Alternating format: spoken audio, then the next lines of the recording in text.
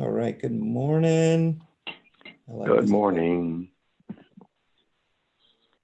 Let's get into it. Time to third move through obstacle. the third obstacle. Gee, that just sounds so exciting. Let's see what the third obstacle is. Let's get it out of the way. Yeah, it's just a hurdle. To you and your brother, in whose special relationship the Holy Spirit entered, the egoic special relationship has now been made holy and is given to release and be released from the egoic dedication to death. For death was offered you in the egoic special relationship, and you accepted death. Yet you must learn still more about this strange devotion to death. For your devotion and attraction to death contains the third obstacle that peace must flow across. No one can die unless he chooses death. What seems to be the fear of death is really death's attraction. Guilt, too, is feared and fearful. Yet guilt could have no hold at all, except on those who are attracted to guilt and seek guilt out. And so it is with death. Made by the ego, death's dark shadow falls across all living things because the ego is the enemy of life.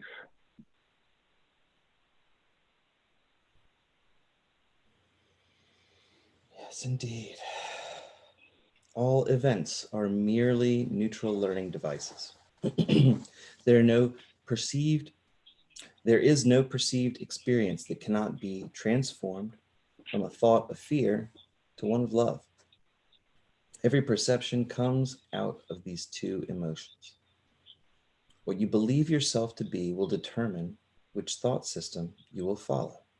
Are you unlimited spirit, united in the mind of God? Or do you perceive yourself to be a limited ego body, identified as the body? We are currently followers of the egoic thought system. ACIM's goal is to convert us into followers of the Holy Spirit, which is the Christ hidden deep within our sleeping minds. Following the ego is a decision to be right rather than be happy. Death is the final defense that proves the ego is right when it claims that we're separate from God. The body's death is the ego's ultimate proof that we're not the eternal one self. Death proves that your will and God's will cannot be the same. This is an incredibly powerful statement, especially the first two sentences that you read, which I would hasten to color up with your crayons. Would you like to do? There is no perceived experience that cannot be transformed. No perceived experience that cannot be transformed from a thought of fear to one of love. So no matter what we're going through, including the coronavirus, Yep. it can be one of love. There can be something very special in this to teach us, and we're about to learn about it. Every one of us is worried about, well, I'm not particularly, but there's a lot of people in the world right now who are a whole lot more worried about death. It's come closer to them. And this particular statement is so important. And yet a shadow cannot kill. What is a shadow to the living? The living but walk past and the shadow is gone. What of those whose dedication is not to live? These are those who follow the thought system of the ego and therefore identify themselves as the body separate from the one self. The black-draped sinners, the ego's mournful chorus, plodding so heavily away from life, dragging their chains and marching in the slow procession that honors their grim master, the ego, who is Lord of death. Touch any one of them who believe they are the body with the gentle hands of forgiveness, and watch the chains fall away along with your chains.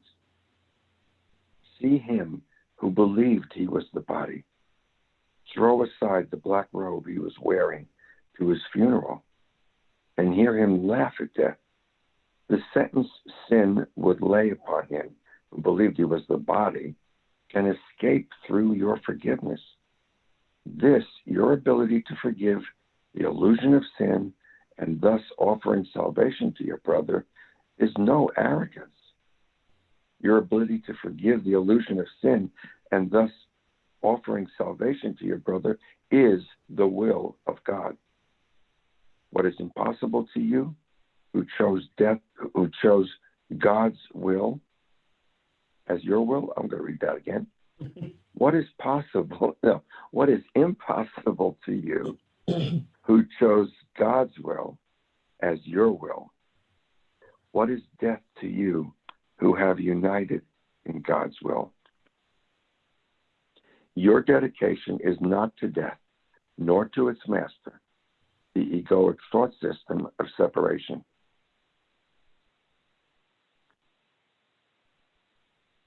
When you accept, I'm going to read 12 again. Your dedication is not to death, nor to its master, the egoic thought system of separation. When you accepted the Holy Spirit's purpose in place of the ego's purpose, you renounced death, exchanging death for life. We know that an idea leaves not its source, and death is the result of the thought we call the ego, as surely as life is the result of the thought of God. Death is the logical outcome of the choice for separation. Separation is the belief that there is something other than the will of God. It is the idea that we could be something other than as God created us. Separation is the doubting that creation is extension and that somehow we could be something other than perfect, whole, and complete. It is the request to be special, to be something other than the oneness. Before the moment that the sonship thought this desire and identified himself as separate from his source, the Creator placed within us the Holy Spirit. The Holy Spirit is the communication medium, receiving from the Father and offering the Father's messages unto the Son. The Holy Spirit's purpose is to reawaken our sleeping mind's Christ consciousness that's hidden within our split mind. The remembrance of God is merely a choice away. The decision maker inside you, inside me, must freely choose to be a conduit for the voice of God. We have to do that consciously all the time in this now moment. That's why we're here reading this. God created the sonship as a thought of God to be a conduit for love. While in the world of perception and time, love is the creative process in which time is utilized to awaken sleeping minds to their spiritual magnificence of the one self. So it comes down to how do we utilize time? That's the main purpose of utilizing time. Indeed. This is the function of the Holy Spirit. When we accept the guidance of the thought system of the Holy Spirit, we become the conduit for the Holy Spirit's achievement of the sonship's return to the shared oneness of the mind of God. By our acceptance, our brother is also granted his salvation. This is so inspiring to me. The incorruptible body. From the ego came sin and guilt and death. Oy. in opposition to life and innocence and to the will of God himself.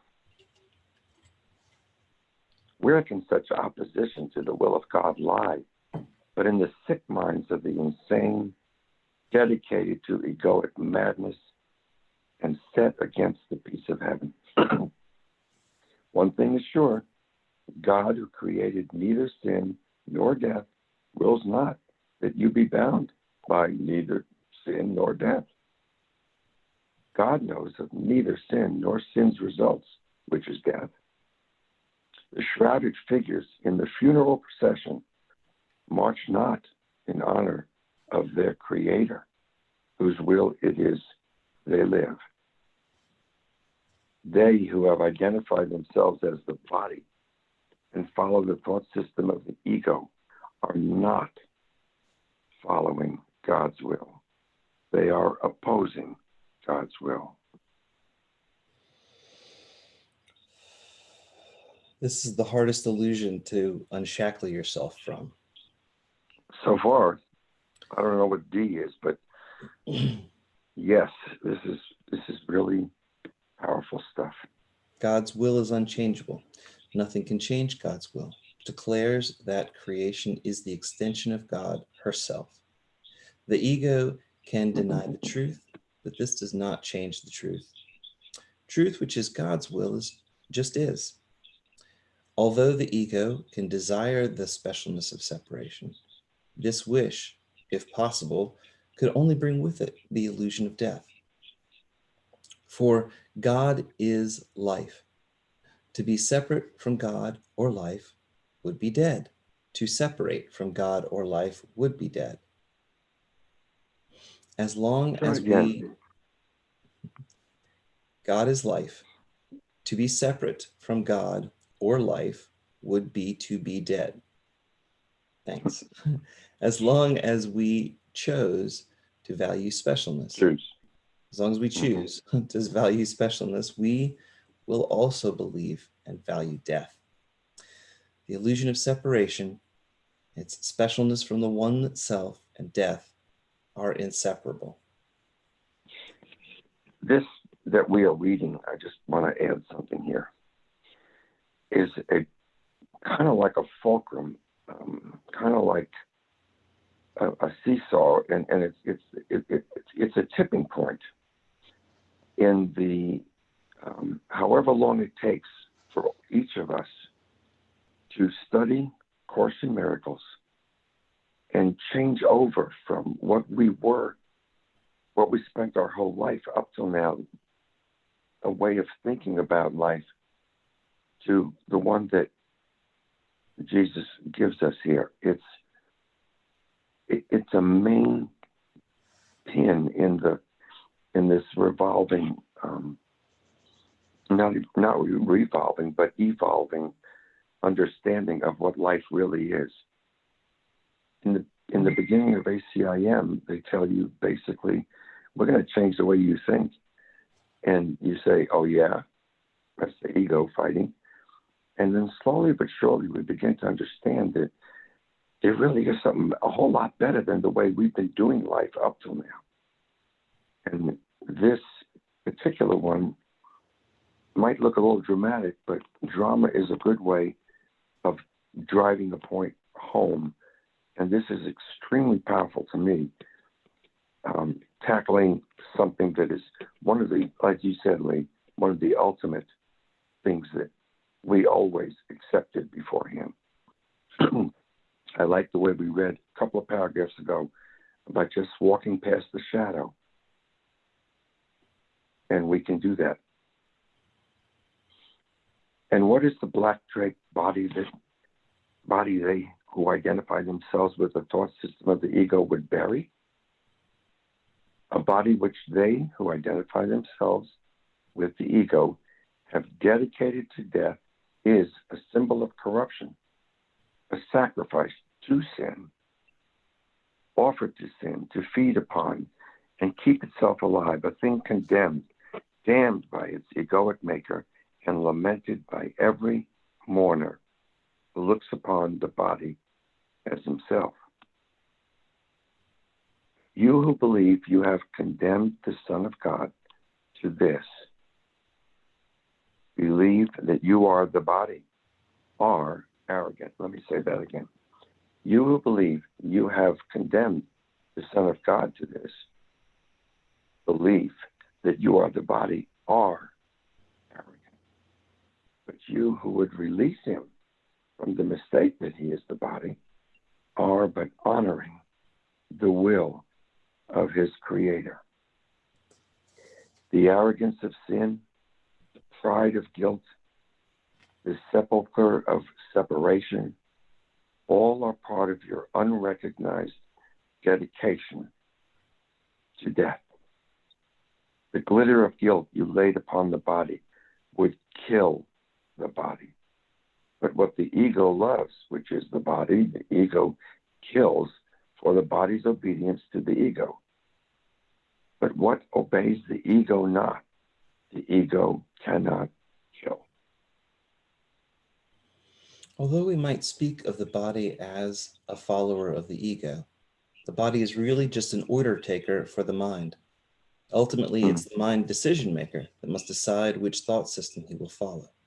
If we choose specialness and separation, we've sided with the ego, and we will believe that we are the body. But since we are the decision maker, we can choose again. We can always choose again. Mm-hmm.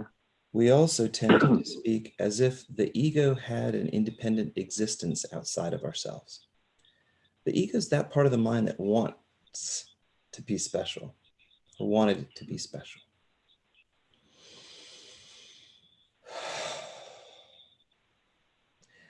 The ego is that part of the mind that wanted to experience what it would be like to be something that it was not, to be something other than God, the one self. The sonship, like the Creator, being only love, could not be anything but love.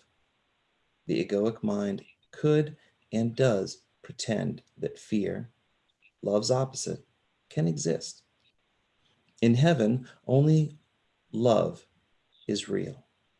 In the ego's world of perception, the conflict is possible, and both love and fear appear to be viable choices. In the ego's world of perception, conflict is possible, and both love and fear appear to be viable choices. They do. They appear to be viable choices right in front of me. Not good choices, though. And yet fear is an illusion. This whole course is based on that precept that love is real and that fear is an illusion. So we choose between illusion if we're afraid, or we choose love. All right. And we don't have fear. All right. Let's choose love today. Yes. That's all there is.